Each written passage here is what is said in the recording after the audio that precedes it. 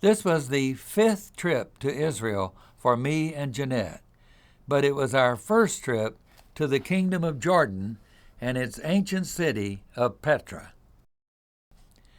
Petra is half built, half carved into sheer rock and surrounded by mountains. It's a 4-hour drive south of modern Amman. On a cool and sunny day, we got off the bus and onto small horses for a horseback ride through the natural, narrow Sikh entrance which led into the ancient city. We clip-clopped horseback through the narrow, high-wall gorge, and suddenly, dramatically, there it was right before us, the famous treasury. The first sight that you see emerging from the narrow gorge entrance, it is the most magnificent of Petra's sights. One of the most elegant remains of the ancient world, the treasury is carved out of solid rock. Its purpose really remains a mystery, but the sight of it is breathtaking.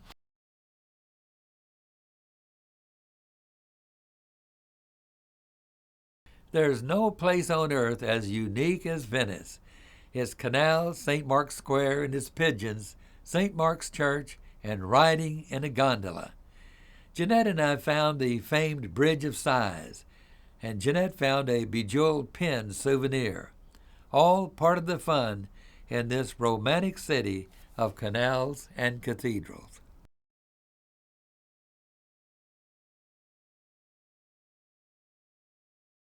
On a bright and cool morning, our tour group picture was taken inside the Forbidden City.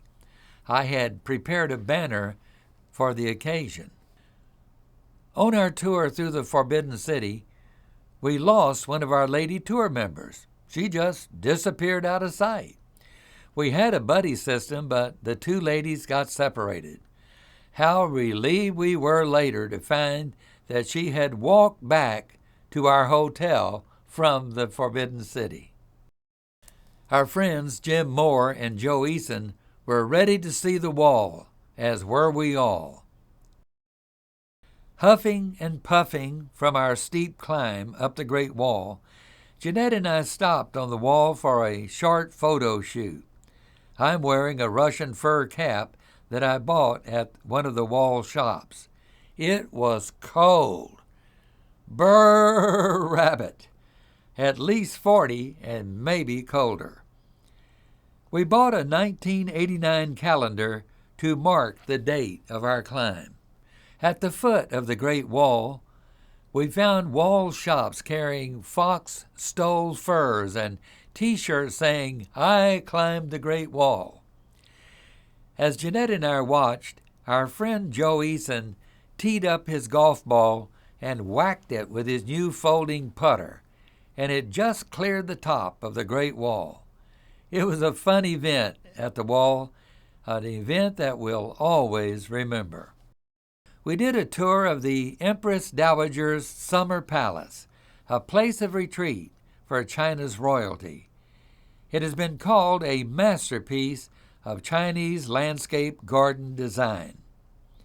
That night, I got my travel diary out and recorded my impressions of China. Kweilin sits on the west bank of the Li River, and it is the beginning point for the famous Li River Cruise. Since it was cool and windy, most of our tour group sat inside and enjoyed the scenic passing parade at table. Jeanette and I did just that. Can you read what's on my cap? I think it says Grandpa to be.